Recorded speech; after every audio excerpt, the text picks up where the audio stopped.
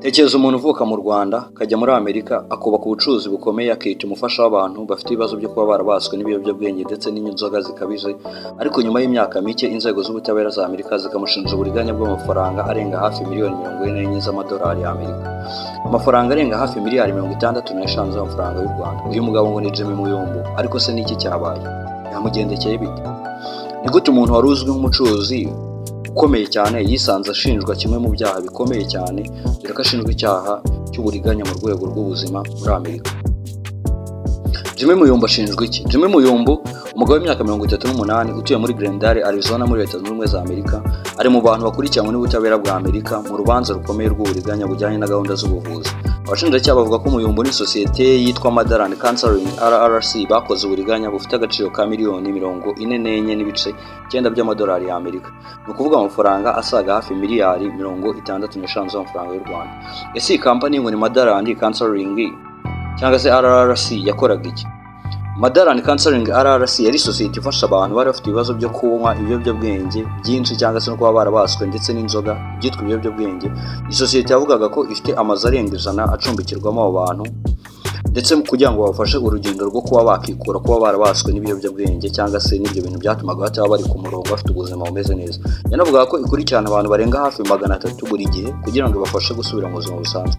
Kubera ko iyo serivisi yahabwaga amafaranga na Medicaid, gahunda ya Leta Zunze Ubumwe za Amerika ifasha abaturage kubona ubuvuzi, icyo abashinjacyaha bavuga ko hagati y'igihe runaka Madaland Counseling yohereje inyemezabwishyu zisaba kwishyurwa serivisi zifite agaciro ka miliyoni 44 z'amadolari y'Amerika. Ubwo no kuvanga ayo mafaranga nayo bo bishyuzaga kugira ngo babwire Leta ya Amerika ko twita ku bantu banyu babaswe n'ibiyobyabwenge n'izi nzoga n'aya matabi n'ibyo bimogi n'ibyo biki, muratwishyura natwe nk'abantu tubitaho kandi tunabamenya kugira ngo bagaruke mu murongo muzima Leta ibakeneyemo.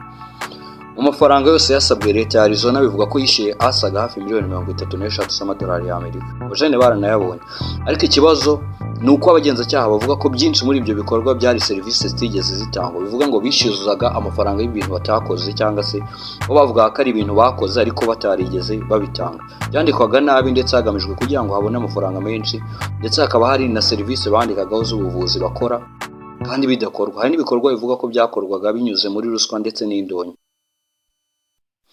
Uko abarwayi bakoreshejwe, abashinjacyaha bavuga ko abantu bafite ibibazo by'ibiyobyabwenge n'inzoga bakoreshejwe nk'igikoresho cyo kwandikaho inyemezabwishyu z'ibinyoma, amafagitire, kugira ngo berekane ko babitaho, hanyuma ngo babandikeho amafaranga Leta igiye yishyura. Ni ukuvuga ko amazina y'abo bantu yashoboraga gukoreshwa kugira ngo hasabwe amafaranga kuri Leta kandi serivisi zanditsweho zitarigeze zitangwa na rimwe nk'uko bivugwa. Ibi nibyo byatumye urubanza rufatwa nk'urubanza rukomeye.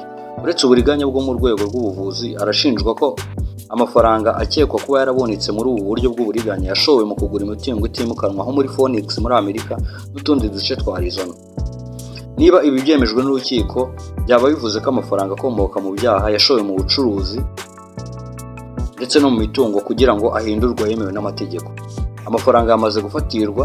Inzego za Amerika zatangaje ko zamaze gufatira amafaranga arenga ibihumbi 104 by'amadolari y'Amerika bifitanye isano n'uru rubanza. Iperereza riracyakomeje kugira ngo harebwe niba hari indi mitungo cyangwa amafaranga bifitanye isano n'ibi byaha uyu mugabo akekwaho.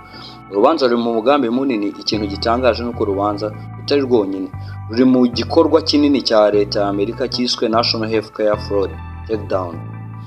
Muri iki gikorwa abantu 155 bashinjwe ibyaha bitandukanye bifitanye isano n'uburiganya bwo mu rwego rw'ubuzima. Abashinjwa bose hamwe bakurikiranwe aya mafaranga arenga miliyari 6.5 by'amadolari y'Amerika. Ni kimwe mu bikorwa bikomeye byigeze bikorwa muri Amerika mu kurwanya uburiganya bwo ku rwego rw'ubuvuzi. Icyo twibuka kuri Jimmy Muyombo, mbere y'ibi birego Jimmy Muyombo yari azwi nk'umuntu wafashaga abantu kuva mu biyobyabwenge.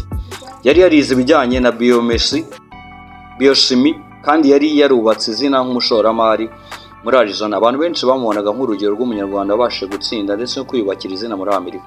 Ariko ubu ejo hazaza he hari mu maboko y'ubutabera bukomeye bwa Leta Zunze Ubumwe za Amerika. Jimmy Muyombo yigeze gufatwa nk'umuntu wafashaga abarwayi b'ibiyobyabwenge kongera kubaho neza kugira ngo bagaruke mu murongo muzima. Ariko uyu munsi imbere y'ubutabera bwa Amerika ashinjwa uburiganya bw'amamiliyoni hafi 45 z'amadolari y'Amerika.